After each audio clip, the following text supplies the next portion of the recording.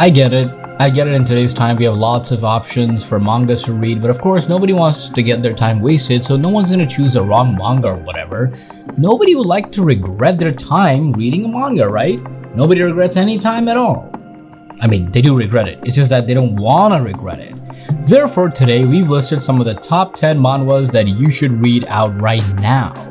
So now, without casting any more delay, let's get straight diving headfirst into the first one out on the list.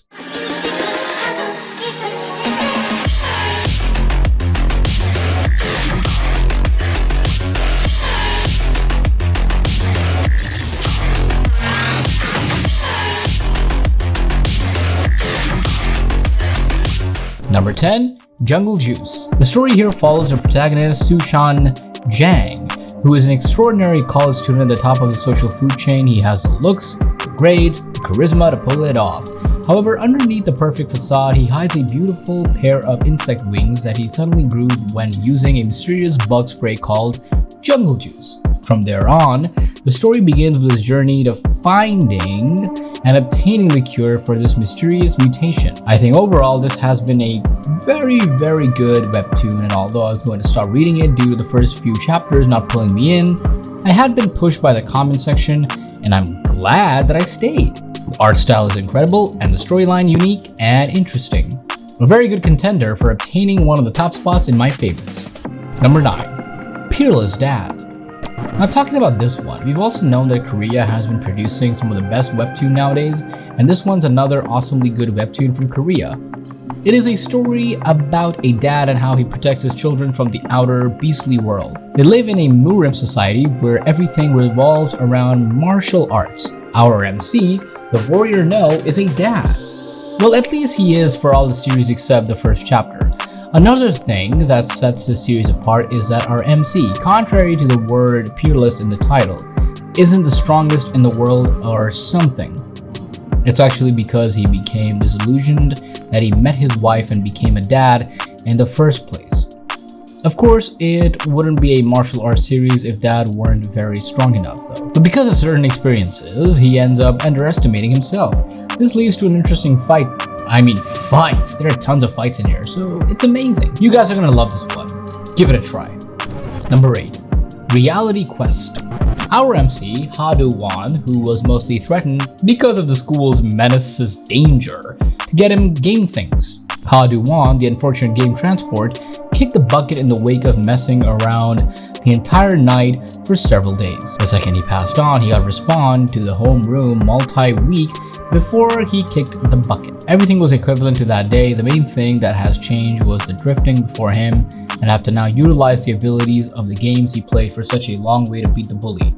A very interesting way of exploiting the quest-giving genre. This time the main character is not a heroic figure drawn into a fantasy world or into an RPG game. Instead, the quest he's given allow him to get stronger in order to fight the bullying world that tormented him at school. Number 7, Absolute Martial Arts.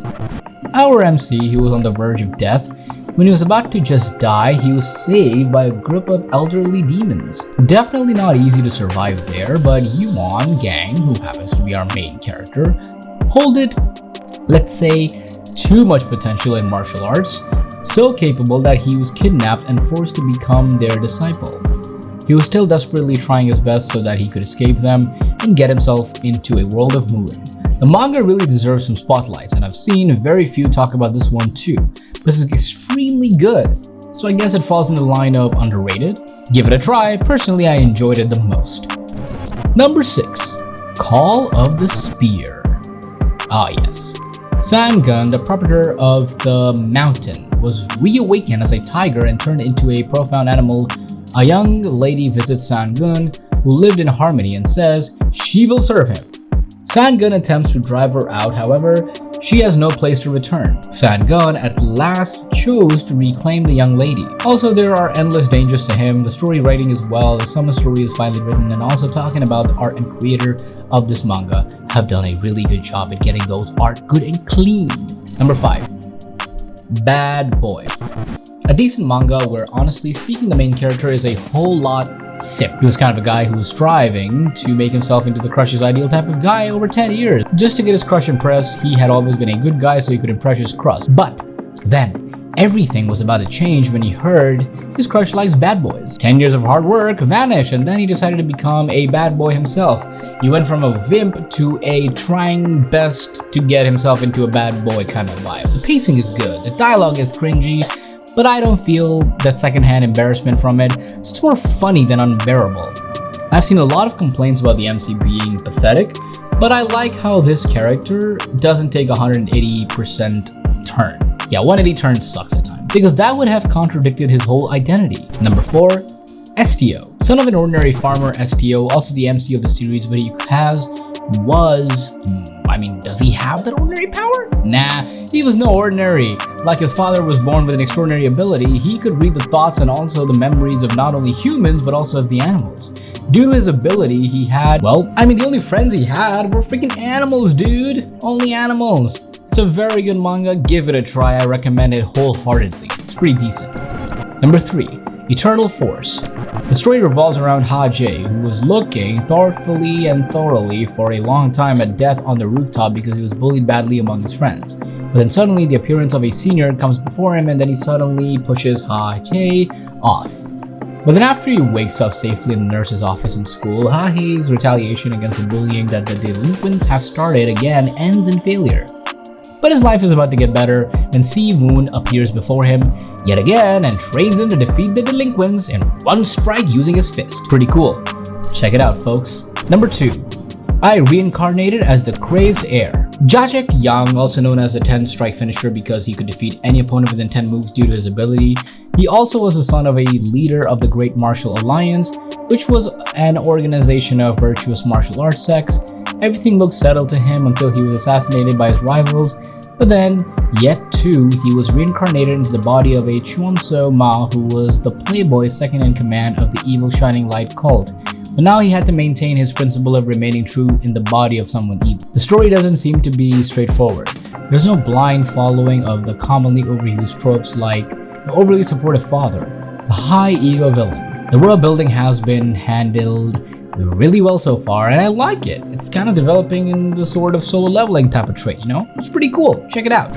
And number 1, we've got The Lord's Coins Aren't Decreasing? The story is about the MC getting a second chance after becoming dumb and duped up all of his money after somehow getting all sorts of unexplainable privilege perks somehow. MC starts to apply his revenge on all the people that had scammed him, and he also knows the reason why he was targeted. The story moves in a fast pace with plenty of time skip.